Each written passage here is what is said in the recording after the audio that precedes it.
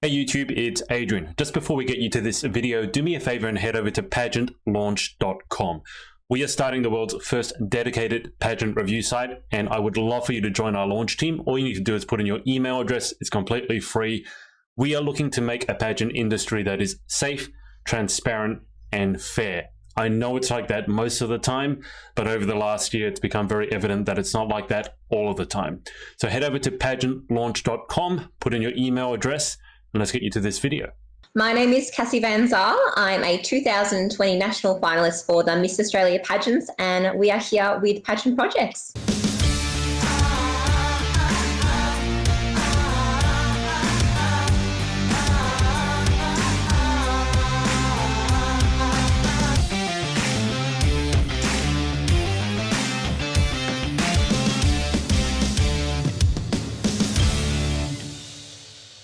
G'day everyone, it's Adrian from the Pageant Project, and I have Cassie Van Zeyl, not Van Zeyl, as she corrected me. I like getting my names right. Cassie, welcome to the show. Oh, sorry, could you repeat that? Welcome to the show. Thank you for having me. It's an absolute pleasure. And it's a pleasure to have you, as you're the first person from the Miss Australia pageants that we've had, that I've had on the show. It's a relatively new system. Just before we get to that, we've got a bunch of people watching. So if you haven't watched one of my interviews before, whatever you put in the comments, Cassie will be able to see, and I may be able to bring them on stream as well, such as this one here. Is there someone that you know, Cassie? Yes, that's one of my girls. Hi, Lulu. Another one here. Oh, that's her mum. Oh. Hello, gorgeous. Oh, they're so supportive. How sweet. And here's another one here. I don't even have to do the interview. I'm just going to play your comments. Oh, this is so sweet. I love that. I just love how you can see everyone's comments. It's so encouraging, and it's very relaxing too when you know you've got friends and family supporting you. Oh, she's from school. Hello, Roz. Oh my gosh, she's gorgeous as well. This is so lovely. Look at this. I don't have to say anything. Oh, how sweet. No, this is just, I'm so overwhelmed. It's just lovely. Lovely to be on air with you today, and it's so lovely that we've got so much support. That's a world record. You're overwhelmed within the first 2 minutes. That we're setting some world record there. Oh, that's so sweet. It's my partner's mum. Hi, Louise. And my sister was before. Hi, Belle. Funny, out of the people that we've had commenting so far, both Roz and Louise have dogs as their profile photos. They do. We're all dog lovers. Actually, we're all... pug. That's a pug, isn't it? And this one is what is that? Is it a border collie? Yeah, it's true. I am good. I mean, I've got a German Shorthair Pointer, and oh my goodness, Louise is probably going to kill me because I can't think of the combination. We actually researched it. We paid, I don't know what the organization's called, but you can dive into the gene pool and figure out, where they're actually generated from. Yeah, like what parts and breeds. It's pretty cool, actually. I don't know what the website's called, but she's beautiful. Well, he's beautiful. My bubba's gorgeous. And I think Roz loves her pugs. She's very passionate. You've got a hi from Chicago. Oh, how random. Hello. I must be some Instagram friends. That's so lovely. Actually, it's so funny you say that, Chicago. I was actually thinking about what's the last thing that I was able to do in Melbourne in relation to musicals. I actually saw the musical Chicago at the Arts Centre. Yeah, I was just thinking, us having a little flashback moment, and obviously today's, well, I'd say one of the most positive days Melbourne's had so far, because we now have 92 cases, and although we have had a lot of deaths, which is, obviously very sad, I think today's looking up and the weather's beautiful. So I think everyone in Melbourne's feeling a bit more optimistic, given we're 3 weeks into lockdown, well, 3 weeks in and 3 more to go. I mean, we're also going into summer, which I figured's got to help. I mean, for those people who are watching who aren't probably from Australia, wouldn't know, people in Melbourne actually have a curfew. They're literally not, you're not allowed outside after 8 p.m. Is it 8 p.m.? Yeah, 8 p.m. We have to stay indoors, and then we've got an hour of exercise that we can do during the day, any given time. Especially the dogs, they need it. And I feel like they need an extra hour, especially mine. But no, only an hour of exercise, curfews at 8, and then only have the 4 reasons to leave home. Yeah. Which so it's pretty intense. For Australia, it's unheard of. I mean, I'm from Sydney. I can't imagine what having a curfew is like. It's pretty bizarre.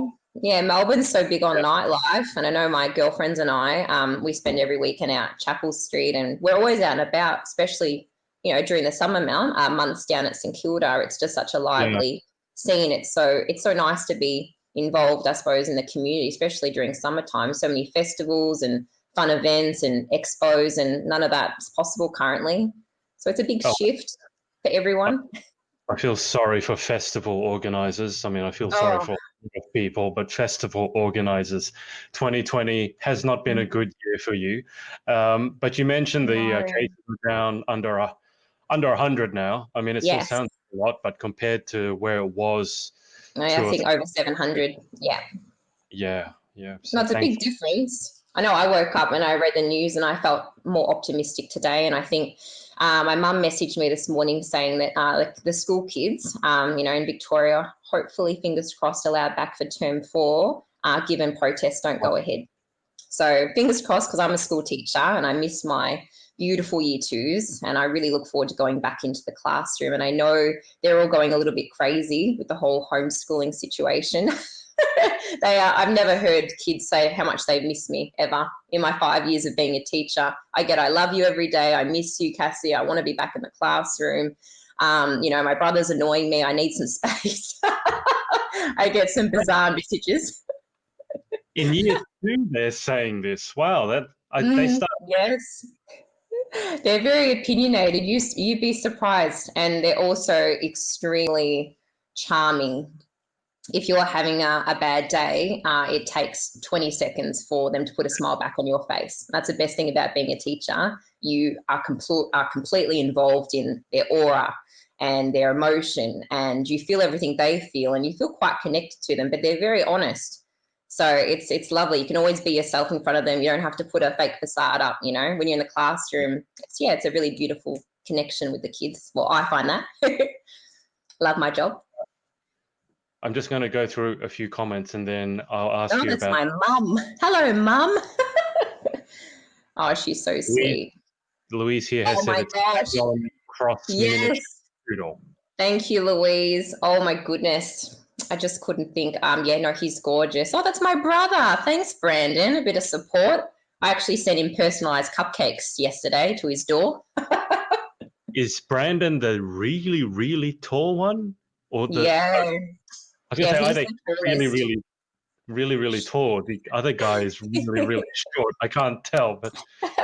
No, my brother would definitely have the most comments about height that I've ever come across, especially when we go clubbing and we go out. You'd be surprised how many comments we do get, but he's very popular. How tall is he? He looks like something like that. Yeah, I think he's just over that. I'm actually short in my family, believe it or not, and I'm 174 centimeters tall. But no, I know in centimeters. But, you know, Brandon's definitely got the tall genetics in the family, and then Uncle Glenn's even taller than him. So we definitely come from, I think maybe it's our Dutch heritage, possibly. I'm not sure how that's turned. Maybe it's my grandpa, because he was quite tall, and then genetics, you know, worked their way down. So who knows? Hey, well, being tall is very useful in pageant land. It might not be useful for some other things, but being tall is an advantage in pageant land. Cassie, you mentioned teaching. So you said, was it year 2s that you're teaching? So they're about 8, 9? Yeah, some are 8, and then some you get the occasional 9. Yeah. No, but it's a beautiful age. It's a very easy age, I think, to, you know, kind of instill all the morals as well. They're in a very open-minded thought process, I think. You know, it's a really, I don't know, it's my favourite year so far, as in I love any kid that comes into my grade. I'm going to enjoy teaching them. I just think with year 2s, it's a pretty easy, relaxed, like you've gone through prep, you know, they know all the basics. You get to year 1, you start embedding all the literacy and numeracy programs. You come to year 2, it's kind of that year where you can start tweaking. So, yeah, no, I absolutely adore the year twos. I feel like they love my dad jokes and they get my humour more than the older kids, but it's definitely my go-to year for sure. What made you decide to get into teaching? I mean, I've worked with young kids quite a lot, and I can tell you it's not for everyone. It certainly takes a lot of patience, and I think you really need to love it. So, what made you decide to go into teaching? Oh, it's a great question. I think that there's so many answers to that too. It stems from, a love of children. I mean, I've been working with kids for 14 years. So I have been a before and after school coordinator down at Haileybury. I was at a private school with Camp Australia. And I've been a swimming instructor. I've been an integration aide. And I've been, working, I think, I would say it's about 14 years now. But the reason that I decided to get into teaching was because when I was in primary school, honestly, I didn't have a very pleasant time. I thought my year 3 and year 4 teacher, they weren't very kind and caring. I felt like they, put down the students. And I still remember it to this day, to be honest, that it wasn't a very pleasant experience in the classroom. And I just thought, what if when I grow up, I can be a teacher that gives those kids that stability, that love, that genuine, I care about you and, want to see you excel. And it was very, very interesting. When I grew up, I thought, what do I want to do with my life? Because for me, I always thought, my connection to the world was kids. And I'd gone through all the different being swimming teacher and integration aide and every role that I've played since I've grown up has always been with kids. It started back when I was babysitting my next door neighbours' kids. And I think I wanted to be able to create an atmosphere in a classroom where, the kids love coming to school. Because I love school. I love being educated. My mum's very big on, being educated. And she, has always taught me how important it is to excel your knowledge. And I feel that, I don't think I had a very nice experience back when I was in year 4, and I just thought if I could change that for, the amount of kids that I teach during the rest, the next 10 years or so, what a great difference that would make in the world. So if one person can change somebody else's educational experience, then that's a positive. So I feel like there's heaps of reasons, but I just think that with kids, they're so much fun. And I feel like I'm a little kid myself. I'm very bubbly, very energetic. I talk a lot and they can all keep up with me. Cassie, did you have your sash on? There you go. Yeah, I did. It's fallen off through my passion. I'm knocking it around, getting excited. It's one thing sashes are not very good at during interviews. I know. They tend to slide I need a off. pin. Yeah. Cassie, we hear a lot about bullying in school, and I'm just curious, given that you're working with the year 2s, which everyone would agree is quite young. It is, Does that become a problem at that age? Does it become more of a problem later? Or how is it moving? In my classroom, I don't create an environment where it's possible. I feel like, as in, within the classroom from the start of the year, I've set up such a strong base of, caring for one another. And I think it also comes down to the environment that you give the children. So if you've set up a classroom and you have modeled and showed them what it looks like when you do hurt someone's feeling, and you show them through actions, through words, different type of illustrations, you start recreating their idea of what it is, to be a kind and caring person, and how you don't want to be the bully. You don't want to be perceived as that person. So I think when you create ideologies and you start, showing them different ways of caring for people and the effects of caring and what it looks like, and it's almost like I think with the year 2s or any year level, if you really connect with your children and you really build a rapport with them, then you can teach them anything that you want. And I think bullying in my classroom, or even in year 2, I think it's going to differ on a case-to-case, basis. But if you, as a teacher or even as a parent, if you invest enough time in those children, teaching them and showing them, what right and wrong looks like, then I don't think you're going to find that it's going to happen as often as you think. So yes, of course, it's possible. You're always going to have, differing personalities. You're going to have students, kids that come from really diverse backgrounds that perhaps a bit experience that at home. They might bring it to school, not understand what they're really doing, but they're going to be sharing or showing what happens at home comes to school, basically, but you can, as a teacher, redirect that. So I feel like, yes, it is going to happen in different ways, but I guess it's up to the teacher to kind of jump on top of that straight away and try to, change their mindset and show them a different pathway. So differing on a case-to-case basis, but I think that it's definitely a more well-known subject, and I don't think it's as prevalent in the younger years, but definitely, obviously, yeah, as you get older, opinions form, it's different. But in year 2, I think it's, it depends. But yeah, as I said, as a teacher, I hate the thought of that even happening. So I'm very stern on it in my grade, for sure. Yeah. When you're teaching kids that are that young, I mean, obviously you're teaching them how to read, how to write, all those sorts of really, really important things. But you also mentioned the importance of sort of teaching them the right values. And I know that a lot of the Mrs. contestants who I've interviewed have young children who are probably in about year 2, maybe a little bit younger. For those parents and just for people watching, what would you say are the most important values that a teacher or a parent can actually pass on to that younger generation? Because that sets them up, in my mind. I mean, knowledge is one thing, but the values and the morals of those young ones when they become teenagers, when they become adults, I think is just as important, if not even more important, than the knowledge they have in their head. So from your experience, what sort of values have been most important to you in sort of impressing on that sort of age group? Yeah, absolutely. I feel that for me, resilience is huge. I think that to be taught that failing or making mistakes is a negative is a big no-no. So resilience is all about, making mistakes. And I encourage my kids day in and day out, make mistakes, make as many as you want, because it is going to help shape and form you as a person. And if, you do make mistakes, then that's going to, it's going to shape your perspective on the world. You're going to think, wait a second, I've made the mistake. I'm not going to do that again. Or I've made that mistake. Great. I'm going to take something from that mistake and do something with it. So it's like in science experiments. Yes, there is mess all the time in the classrooms. We love it. But of course, with mistakes comes,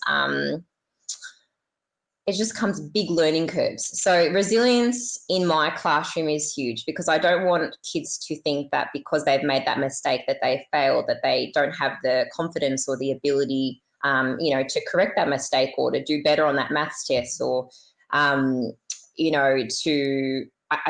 suppose what I'm trying to say is that it's like that song, you get knocked down, but I get up again. It's just about getting back up, and then, that's the first thing I think. I taught my kids that song and they were singing it for weeks. That song has quite a few lyrics about drinking. I can just imagine year 2's talking about drinking whiskey, drink vodka, drink lager, drink. Oh my goodness. Well, I remixed it, child friendly, but I guess it's just, it's being strong, being a strong person. Resilience is important, as in we don't ever want kids to think because they've made a mistake that they failed. It's absolutely the opposite thing.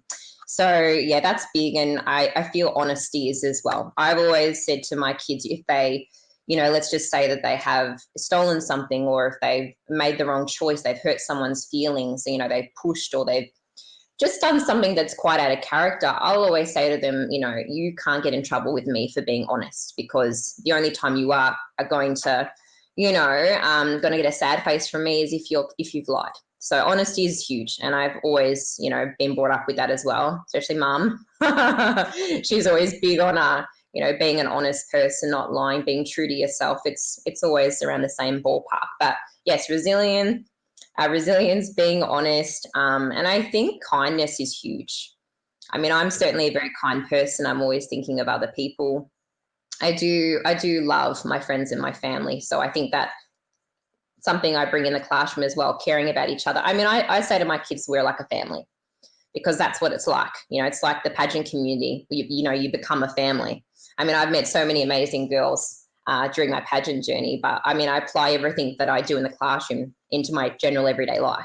And kindness is huge. One comment on someone's Instagram page can literally change their mood. Yeah. It's interesting you mentioned those 3 values, because resilience, honesty, and being kind, I don't think that ever goes out of fashion. no matter what age you are. No. The sash is gone. The sash has gone again, Cass. I'm going to be investing in pins. If there's one tip I can give you about pageantry, it's safety pin. Well, I'll certainly be doing that. Around a billion safety pins. Georgia here has written that you're an inspiration, Cassie. Oh, thanks, Georgia. That's beautiful. Oh, she's gorgeous, but she's my inspiration as well. She is a champion. And I think that's actually sent Georgia flowers 2 weeks ago just to say hang in there with lockdown, because for a lot of girls in general, I think it's hard. We're not seeing our friends, and we're social butterflies. I know my group is, so it's so unusual. I know, Georgia, it's such a weird time. It's hard not being able to see your friends. Virtually, yes, but to be able to give them an actual hug. I mean, people sometimes undervalue hugs, and I think hugs are the best thing. I love hugs. I give you a hug too now, but you're all the way in Sydney. It's very tough during lockdown. I mean, there have been so many different stories. I mean, people being isolated, mental health is an issue. Then you have people who can't see their partners. And then you hear all these horrible stories about people passing away, and you can't even be next because of corona. It's very intense. Yeah. 2020 has, I keep saying, I thought 2020 would be different, but I think sometimes you need to be a bit more specific about what you mean by different, because it's certainly different, but not in a way that I think any of us would like. Cassie, so that you talked about teaching, obviously that's a huge part of your life. Yeah, so it you is. mentioned pageantry. So how did the pageant journey get started? Oh, my goodness. I feel like there are so many answers to that question. It's like I have category A, B, C. But I'll probably start, I'll start here. So my mum was part of the pageant world. So she was a runners-up for Miss Junior Victoria. And that would have been back when she was 18. So I can't even think of the year that was. But she had a very modest, blue gown on in her pageant, and she always used to talk about it. It was just a conversation that would come up over the dinner table. And she, would talk about how important confidence is. And I mean, my mum in general has been my biggest role model for everything in life, but her confidence is mind-blowing. I have always been extremely envious of it. And I always thought, gosh, I hope I can make my mum proud one day, get up on stage and walk with the confidence that she would have, because there is nothing that she can't do. She has been so passionate as well over the last, she's been working in the aquarium industry for 30 years. So background, our family owned an aquarium factory for I think it was over 10 years. And so we had, Finding Nemo and Blue Tang, which is Dory. And we did have a couple of Bruces, but I didn't want to take those home. But our whole family were involved in this aquarium factory. And so my mum, being as passionate as she was, didn't have an issue getting on camera for Totally Wild. And she's always been on a lot of TV shows, Harry's Practice. She's just always been in the light of cameras. And I love that. I love that she was just so, willing to put herself out there, do what she loves, be passionate, and not hold back. I love that she was so passionate about something and, she took it that extra step. So I think her passion and her confidence inspired me. That's number one. And then there's a whole range of other reasons that I'll go into. But just quick question for you. How do you feel about sharks? I'm fine with sharks. It doesn't necessarily mean I want to jump in an aquarium and ride on one, but I don't have the irrational fear of sharks, so I'm good. That's fantastic. Yes, I'm still mortified to this day about sharks. I still can't believe I watched Jaws. It's a very scary movie. Not a fan. Especially the remote control behind the scenes. It freaked me out even more. I think my mum's definitely one of my biggest inspirations in the pageant world. Even though she's, an icon of the past, it's still, important in the present for me. I take that past and want to bring it here. And I'm 27 this year, so I thought, mum did it when she was 18. I'm a little bit behind the ball. But hey, I jumped into it this year in 2020. So for me, there's been positives as well, because it's, it's not something I ever thought I would get into really. But another reason is, sounds really bizarre, but when I was 18, everyone had their debutante, and I had an opportunity to land my first job working at a supermarket. And the rehearsal for the debutante was every Wednesday night, and the only shift that Richie Super IGA were going to give me was Wednesday night, of course. And so when you're younger and you get a job opportunity, that first chance, to start saving money, you think, gosh, wearing the dress versus the money, and you think, oh, but I want to be, I want to be pretty, I want to be a princess for the night, and so I guess I chose working at the supermarket because, I wanted to get money behind me. Mum's always like, got to get a house, got to get a car, got to get yourself motivated. So I gave up my opportunity to be, pretty for the night in that way. I never got the chance to put on the big white dress or, so I kind of thought, being a bit older, I didn't get to do my debutante, but hey, why not compete in a pageant? Have my chance to, get all dressed up and, feel pretty for pretty on stage, etc. But the biggest thing that actually grabbed me and put me into the pageant world was fundraising. That's where it mainly started.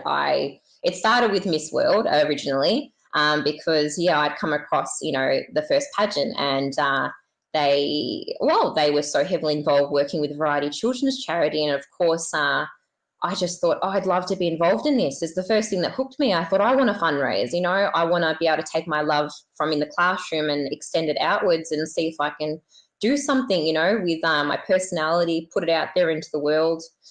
And when they accepted me, I was so excited. I thought, oh my goodness, my pageant journey's begun. This is so exciting. I've never done a pageant. And my first thought of pageant world was Miss Congeniality, obviously not a CIA agent.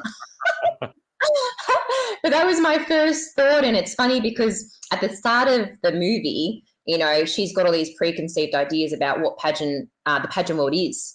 And when she actually dives in there and she creates friendships and she gets to know, the girls and their lives and, how much energy and time it takes to actually, be involved in the journey and, the work that goes into it, the routines, the practice, she starts appreciating it. And so I feel like for me, being in the pageant world is a good opportunity to tell people it's actually so much more than, being attractive. It's about confidence and it's about friendships and sisterhood. And it's so important, I think, that people understand that it's not easy to get up on stage and to walk up and down and to talk about yourself. And, public speaking is a whole nother skill in itself.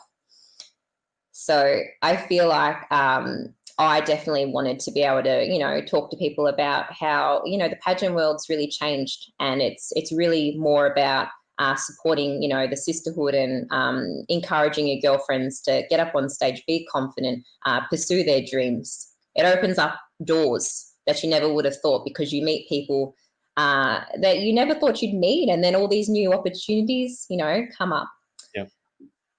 I feel like that was a very little segment in my brain.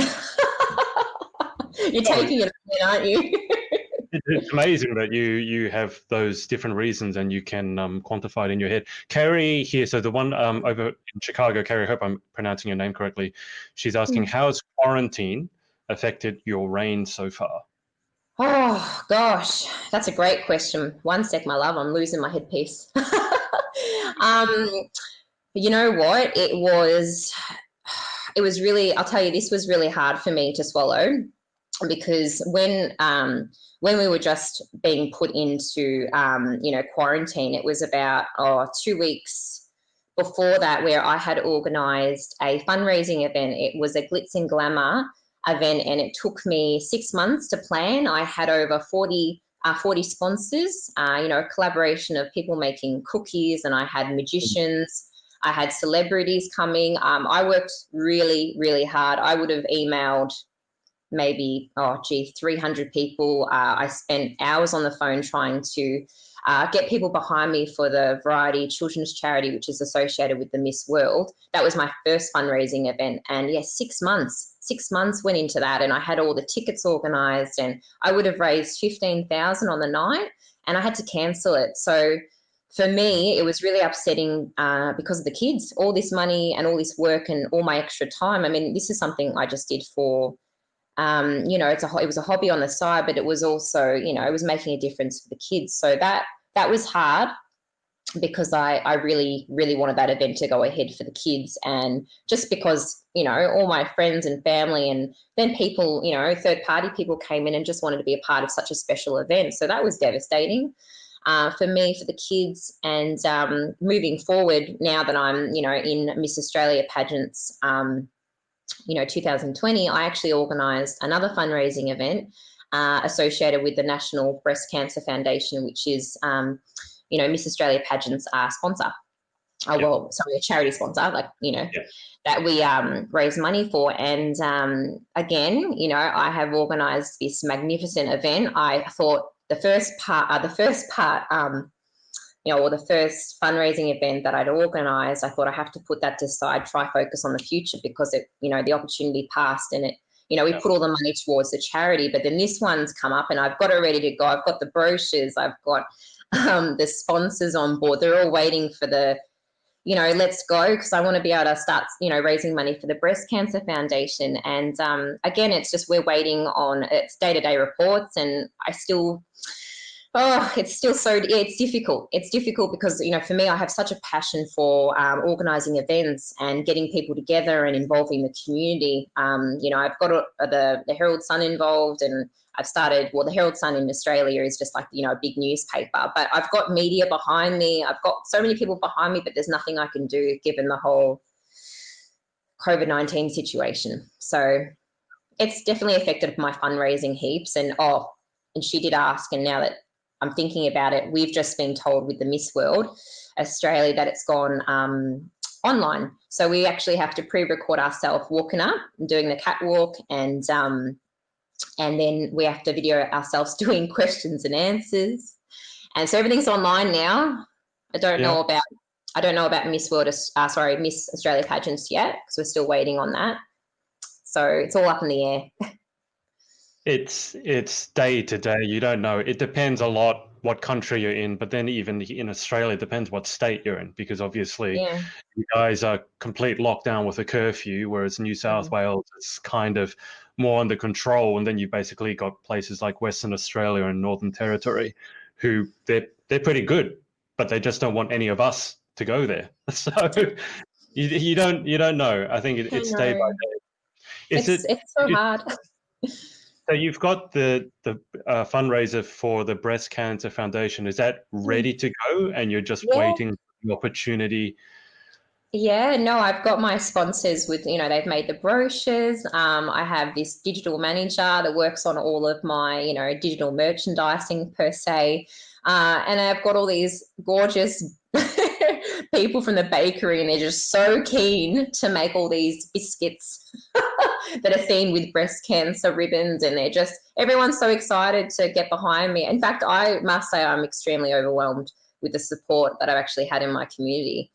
I really never would have thought that I would have so many people reach out and want to be a part of my journey. I mean, I have this beautiful hairdresser, her name's Sharon from Salon 11, and she was the first sponsor that ever approached me.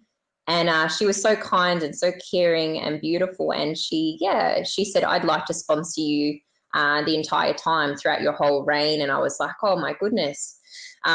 Because again, like that includes, coloring my hair, making it look fabulous all the time. So I just was so shocked. And then the makeup artist jumped on board, and she lived around the corner from her. And then I had a cookies. It just was so bizarre. It was like a domino effect.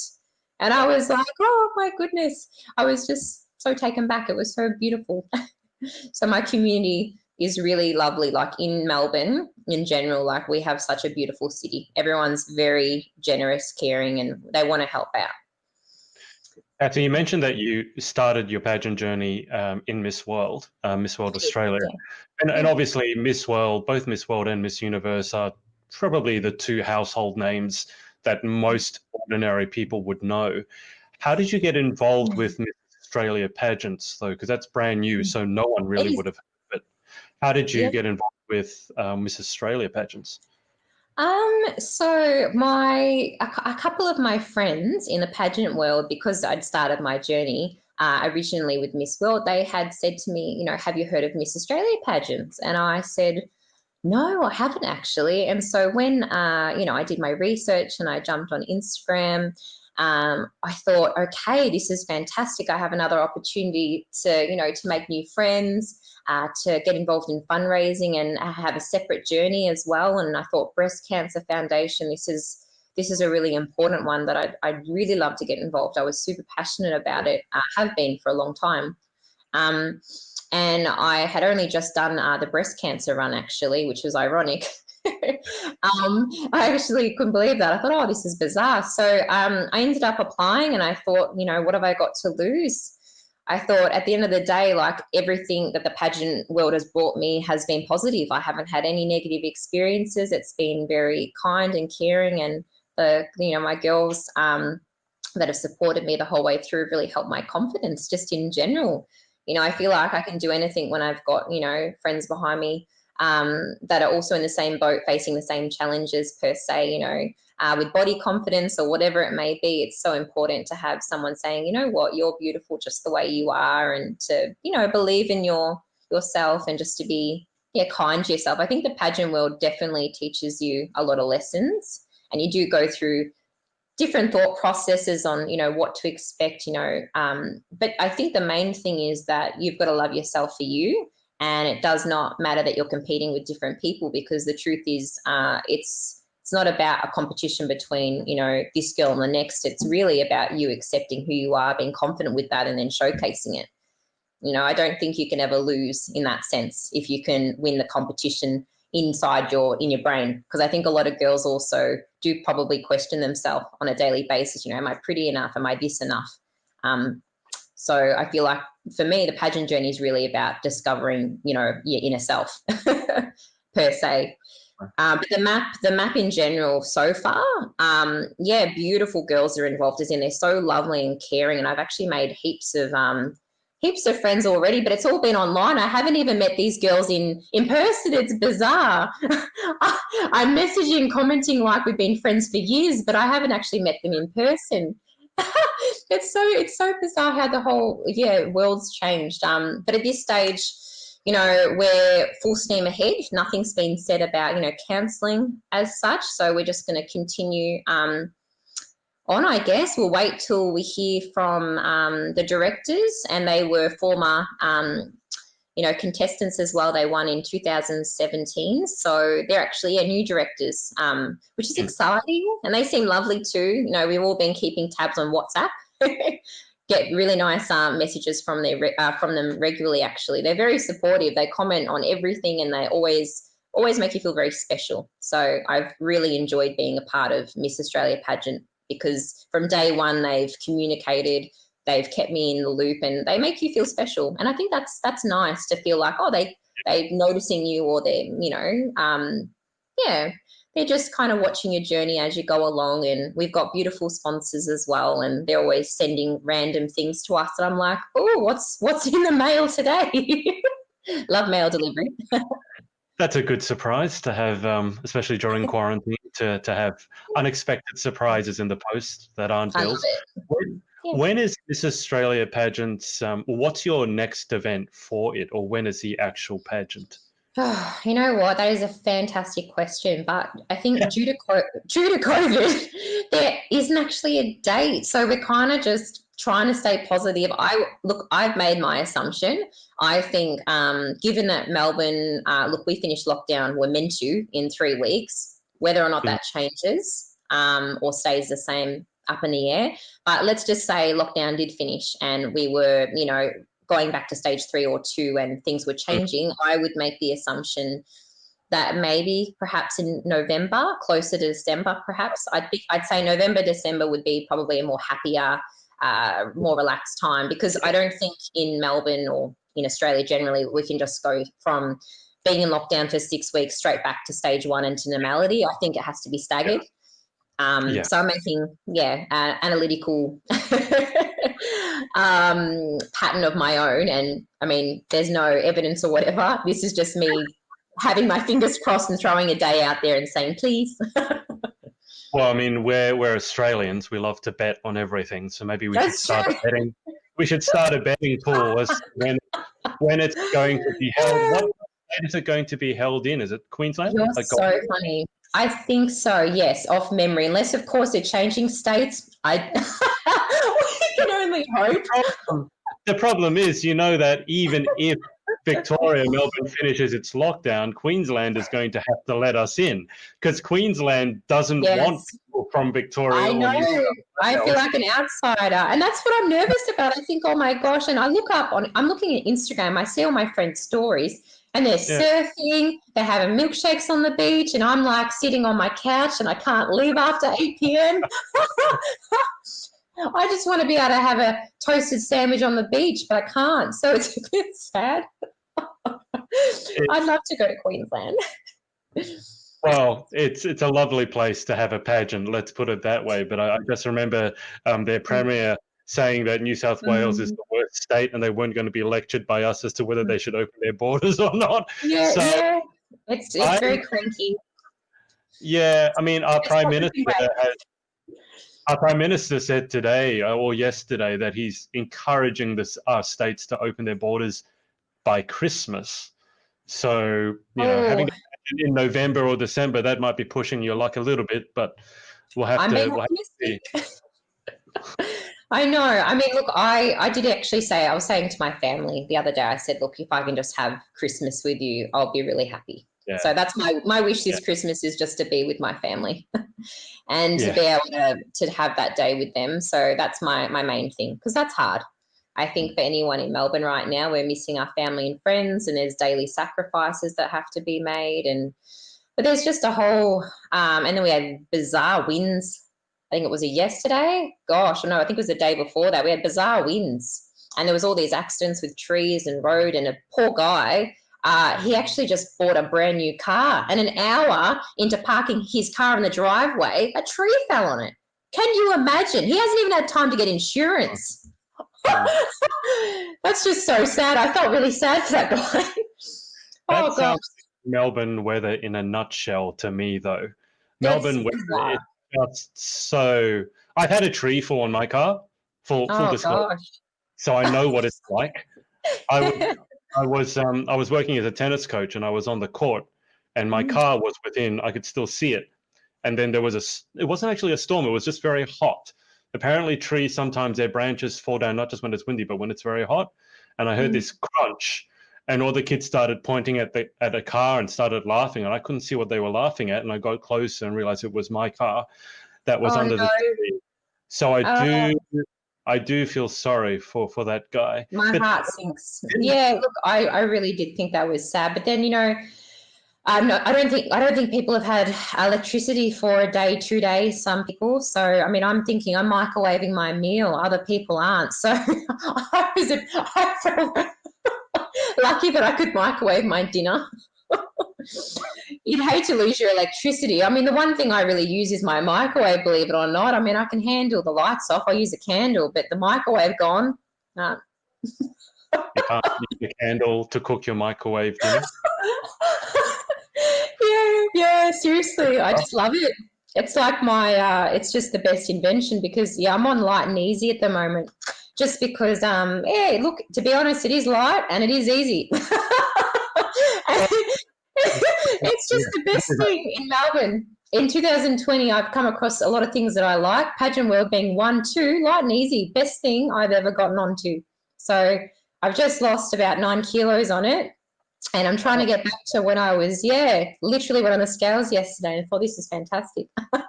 But when you find that balance as well, it's amazing what you can do with the right nutrition, and I suppose portion size is huge as well.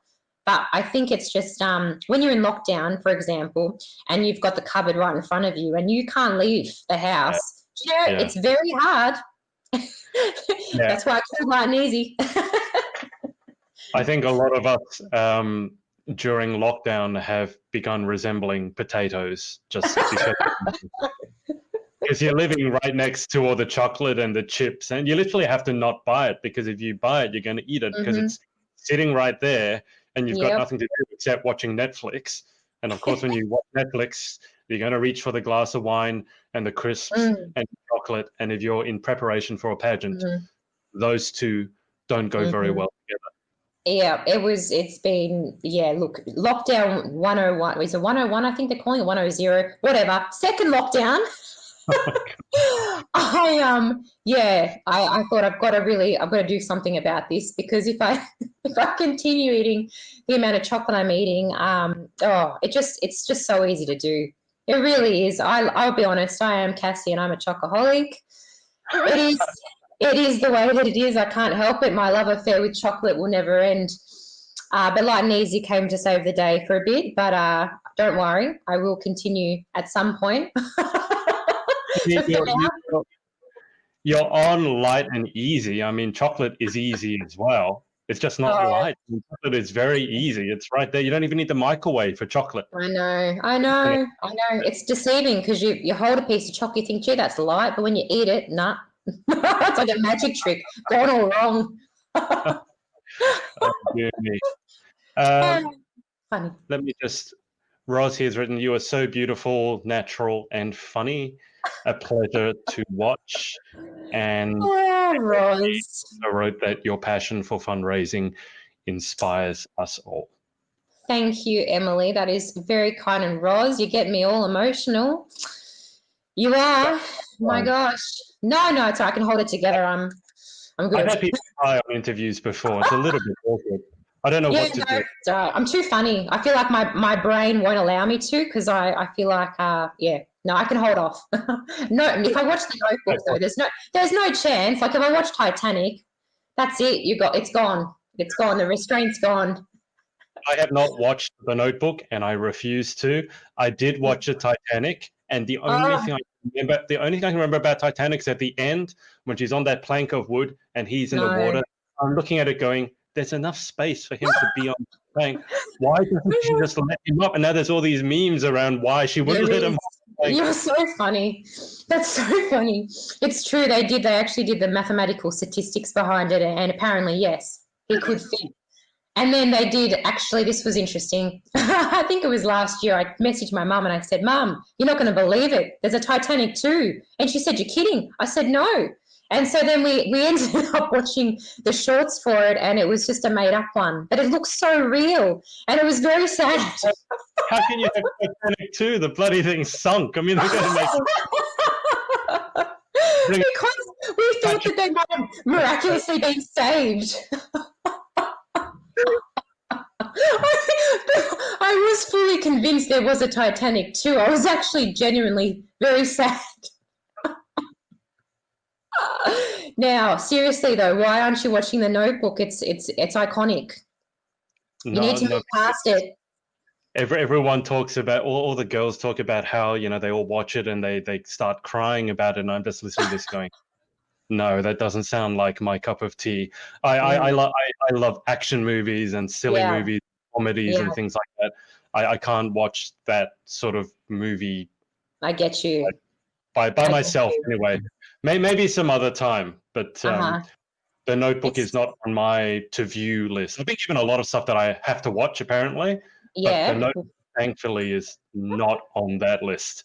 There's a lot of stuff that I've been told I have to watch about serial killers. I don't know if you know about this, but pageants are famous for being fascinated with serial killers. I do not know why, and they're fascinated with crime scene investigators. I also do not know why. I have watched recently The Call. Was it called The Call? No, I'm trying to think. What was it? It was fantastic. The Fall, not The Call. I'm thinking of Halle Berry. Sorry, The Fall. It's got the guy off 50 Shades of Grey. Can't think of the actor's name right off the top of my head right now. But yeah, that's really worth watching. Mum and I watched that for about a month straight. It's called The Fall. Note it in your brain, because it's definitely worth a watch. And How to Get Away with Murder as well. That's a top show. You'd love that. I think that one has been mentioned to put on my list. So, I've got weird things on my list. Everyone is telling me that I need to watch all these serial killers and documentaries about Dharma and about Marilyn Is it Manson? I can't remember which Yeah, Manson. yeah, Manson. recent. Yeah, Yeah, that's like, interesting. Well, I've been watching The Lord of the Rings recently. I've taken I've gone a trip down memory lane, and I've started going through all of the trilogies. I think I can never say trilogy. Yeah, trilogy. Thank you. the trilogy. Exactly right. You got Spider-Man, you got Lord of the Rings, because I'm trying to think of, all the series, because there's nothing better than having a full-blown movie marathon. I'm big on that. I used to have a DVD collection of over 3,000, I reckon, back when I was younger. But yeah, some girls have shoe collections.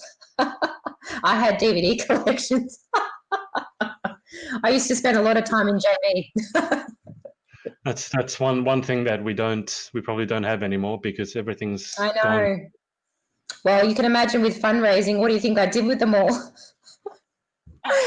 I gave them all away for charity this year. And it took me like 15 years. Yeah. I can imagine. I've helped someone out there, so it's nice. But now Netflix is the go-to.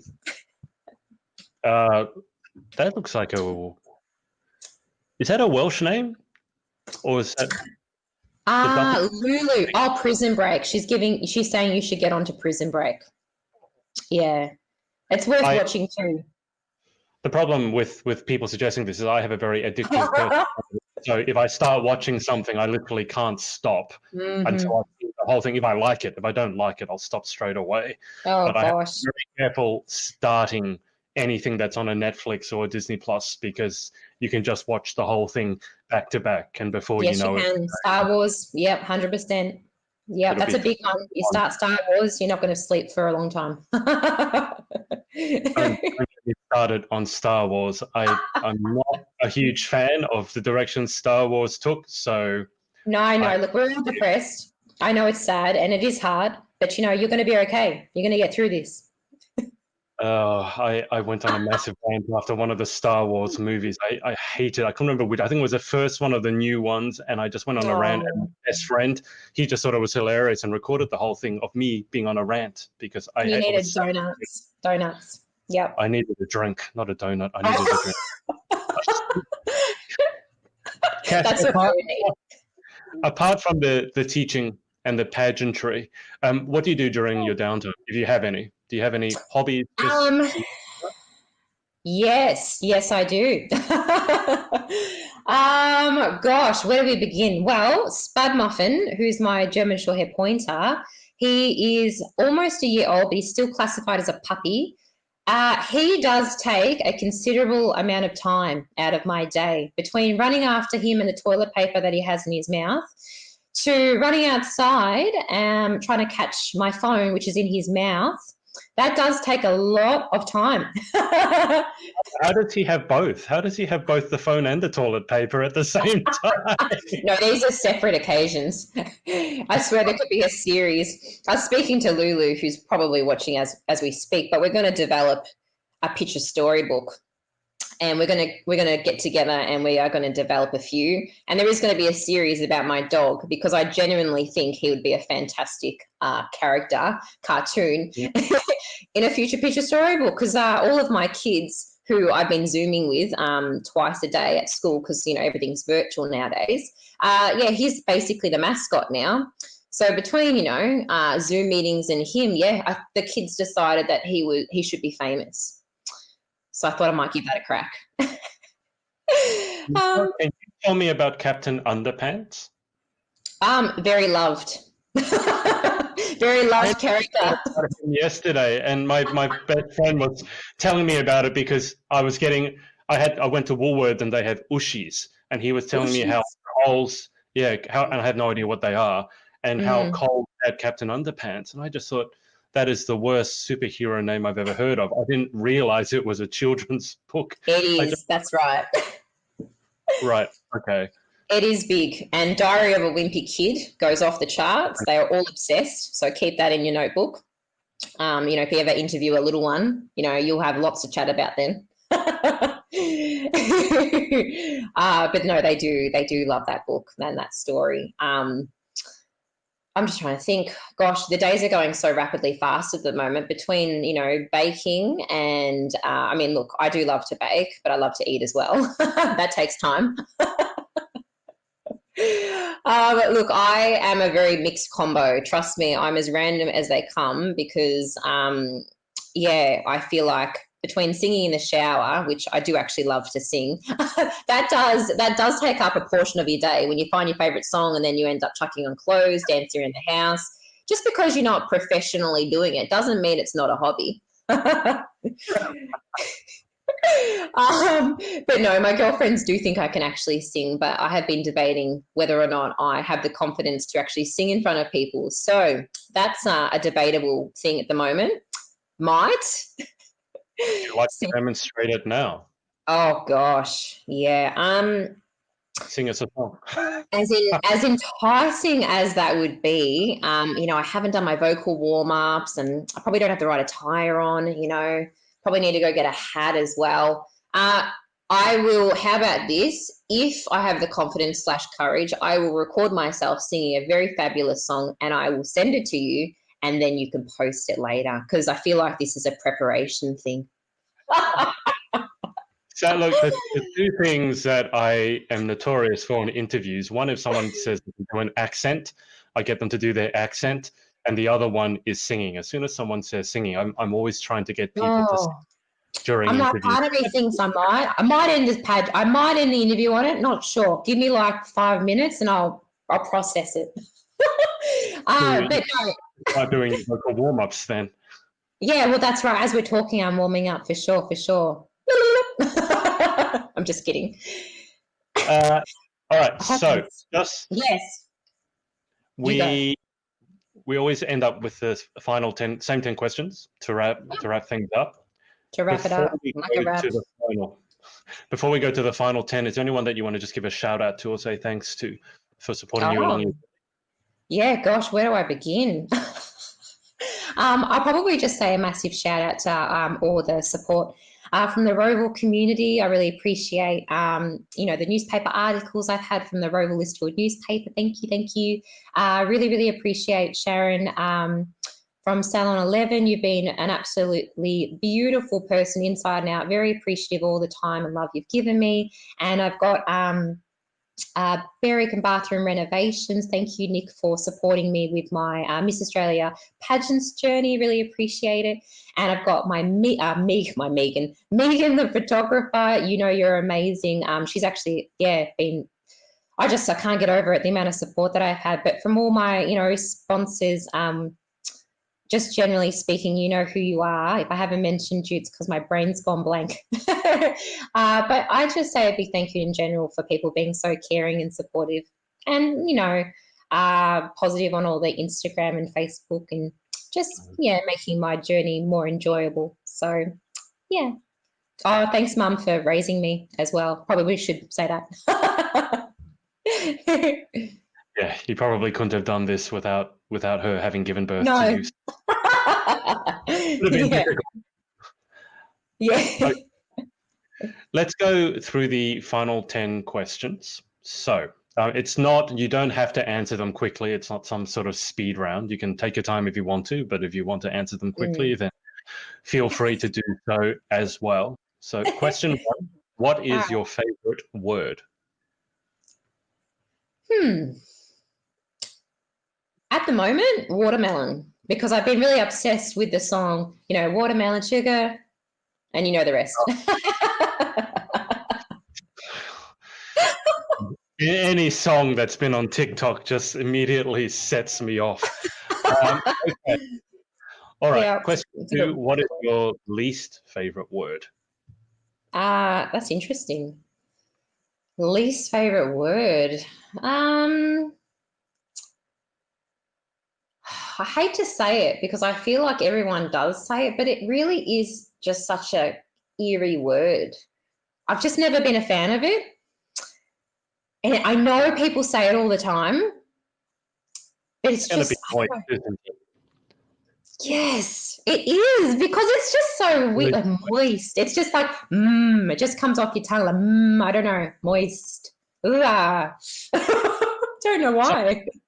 you said you bake. How do you describe a cake that's moist then without using the M word?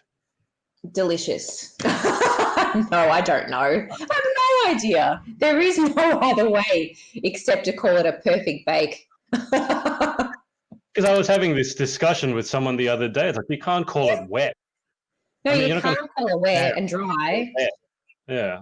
So, You can't call it slimy because no one's going to want to eat a slimy cake per se unless it's Halloween themed. question 3 in life: Three. what gets you excited? What turns you on? Oh, what turns me on? Well, what gets me excited? Parties. I love to party.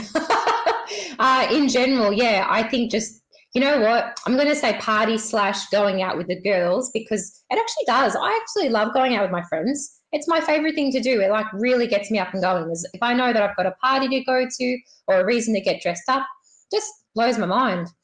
So I just, yeah, definitely think that's one thing. And I feel like the other is planning events. I love planning parties. That's my second favorite, going to them and planning them. I stay up to 3 a.m. in the morning planning events just because I love to. Like, it literally drives me. Love getting people together. I'm very big on community. Sounds good.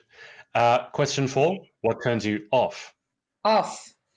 Um, what turns me off?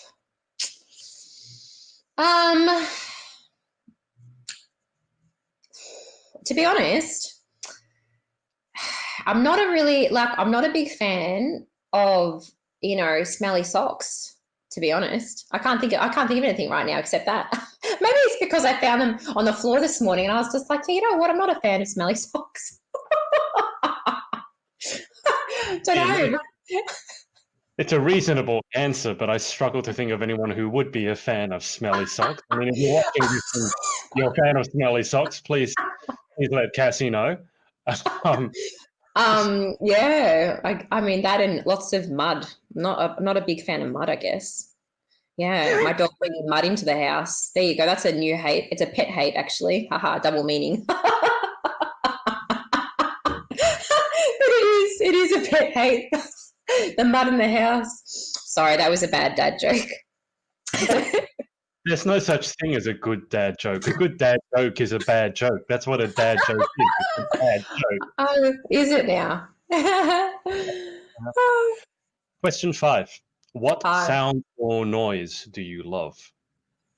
It's going to sound really weird, but it's kind of like how I end some conversations with my friends. It's weird, but Lulu will be laughing because it's true. I'm being honest when I say this, but I just love it. It's like one of my favorite sounds, and we just kind of, yeah, it's like a see you later, bye. But instead we do that. I don't know if it's like a voice singing thing, but it just came out one day, and then that's how we ended our conversations. How do you spell that? I don't know. Just blah, blah, blah, blah, blah. It's a BLO, blah, blah, blah. I don't know. This Just is a what fun. happens when you work with young kids. This is what happens. You gradually lose your Oh, sanity. I mean, yes, I am definitely a theatrical person. I used to be in musicals a lot, so maybe that's where it comes from. Question 6: what sound or noise do you hate? There's a very high-pitched howl that my dog does when I leave him by himself for too long, and it's like on another level of pitch. And I don't even know if it's like a human pitch, but when he does it, it's like a horror movie when you're just like, oh gosh, like the chalk on the board, like that's one thing I hate, right? But then that comes correlating next to it. It's a high pitch howl when you're watching your favorite series. Yeah. It's always at the worst moments, isn't it? Right when you're in the part, and then the dog has to start howling. They know when to stop. Yes. Yeah. I mean, it's a great howl. I mean, I'm not very good at imitating it. I probably shouldn't have a go at it. I might freak you out a bit, but yeah, I mean, it's definitely out there. Okay, question 7. Any one superpower, what would you pick and why? Can making wishes come true be a superpower? Power. Can it be a power? Yeah, I'd like to be able to do that. Yeah. Yeah, I would. I would like to grant wishes because then I could go around and just, change people's lives one by one. I'll just circulate the whole earth and yeah, there you go. Make everyone's wishes come true. That guy that's been desperately waiting to talk to that lovely teacher on a, park bench, or that little kid that can't blow a bubble to impress his big brother, changing the world. Question 8. What job or occupation other than your own would you most like to attempt? Oh, okay, yes. I would love to be a dolphin trainer. I always have been. But Mum said I'd have to move to Queensland if I was being serious. And I'd also have to study biology. How long does it take to become a dolphin trainer? I can't think now. You've put me on the spot now. I don't know. I think I would make the assumption over a year at least, just because you'd have to have practical training. I did have that answer, but I'll research that and get back to you. Okay. All right. Question 9. What job would you definitely not like to attempt? I would not like to be a professional, what would you call it, stunt person. I'm not big on heights and jumping off platforms. I see it a lot on Facebook, and there's always deals, go, bungee jumping for $50 or whatever. And I'm like, no, you couldn't pay me. You could not pay me to jump out of a plane to this day. Never. No. I think that's fair enough. Final question.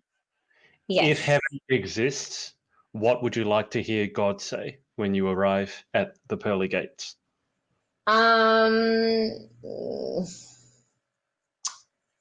I would probably like to be serenaded with a song, and that song being related to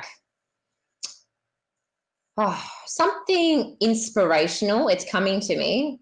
But yeah, I would like to be serenaded. So instead of being spoken to, I'd like to be sung to, and something like maybe from Aretha Franklin. I don't know, something historic. If that's allowed. I decided I might as well have a musical end. Well, there's no one to say that God is a man. God could be a woman as well. So yeah, well, whoever it may be, as long as they grace me with a smile. that sounds good. Well, Cassie, guys, if you have any more messages for Cassie, put them in the comments now. But Cassie, thank you so much for your time. Oh, it's been a pleasure. I've really enjoyed having a chat with you. It's been very enlightening, fun. In fact, it's really given me some time to reflect on all these different questions and elements. So I really appreciate your time as well. So I know you're, giving me this hour out of your day. I'm assuming it's very, very busy with all your pageant work. So I am very grateful. And I know, you've probably got to attend to your hair and your makeup. I'm just playing. This can be deceiving. I mean, that's all I'm going to say. I don't know anything about hair or makeup, but I probably should find out. Obviously, I know enough people who could probably give me some pointers. Leanne here has said you're natural. Taylor here has said, well done, Cassie. So proud of you. Thank you. And Lucinda, the reason I asked you about the Welsh name is because I work with a lot of people in the UK, including Welshies, and the double L is very famous in Welsh. So I wasn't sure if you were tuning in from Wales or not. But she said, love you. You're amazing. So proud of you. XOXOX. That's so sweet. Oh, they stayed till the end. Well, you know what? That's beautiful. Oh, that's what friends are for. Did you want to sing that? I thought you were going to sing that. You know what? I'm just like, I've got to build the confidence up to do it. Oh, I'm kicking myself now. I think, oh, come on, Cassie, put yourself out of your comfort zone. I'm self-talking, but it's just like, oh, I sang in the shower this morning. Okay, all right. You're all sung out then. Okay, the song has left. It will come back at some time, and then we can have another go. I promise it'll happen. I will do it, and you'll be like, "Wow." What were you singing in the shower this morning? Ain't no mountain high enough.